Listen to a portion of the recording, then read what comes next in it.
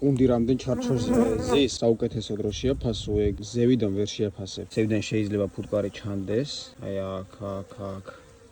მაგრამ საუკეთესო შეფასება მაინც ხდება დაბლიდან. ვისაც გააქვთ ისე რომ ფსკერი ძვრებოდეს, ამას მოხსნი და დაბლიდან შევხედავთ ეხლა და ვნახავთ ზუსტად რამდენ ჩარჩოზე არის ფუტკარი. აქ ახლა დევს 7 ჩარჩო, თუმცა შეიძლება ეს დარჩეს 4-ზე რეალურად, რა მეტზე არა. ეხლა აქ ხედავთ რამდენი ჩარჩოზეა გუნდი. 1 2 3 4 და მაქსიმუმ 5. სინამდვილეში 4 არის ხა ეს. 4-ზე რო დატოვო, იქნება იდეალური აი ეს.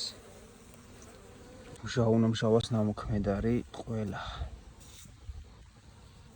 როგორც ხედავთ, საკმაოდ ბევრი არის და გუნდიც რო დავაკვირდეთ, საკმაოდ შემცირებული არის. ეს არის ალბათ 3 ჩარჩო მაქსიმუმ, მეტი არა. ამ დანარჩენი პრინციპში 4 ჩარჩოზე ზის, მაგრამ 3 ჩარჩოზე მეტი რეალურად არ დაჭირდება, იმიტომ რომ შეიძლება დედა გაცივდეს. ასე რომ ნაწილს ტიხრის აქეთ გადმოუტან და ალბათ 3-ზე მაქსიმუმ 4-ზე დავტოვებ ახლა ამას.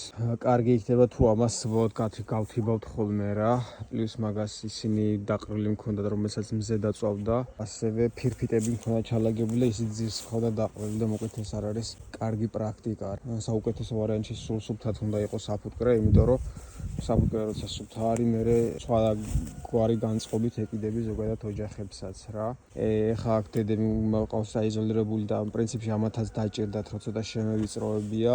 აქ დიდი გალიები არის, აქ ბარტყი 6 დეკემბერი არის და კიდე საკაიფოდ არის ბარტყი, ახალი კვერცხიც არის და მერე მოკლედ გადავწყვეტ რა შეიძლება და ასე შემდეგ რა.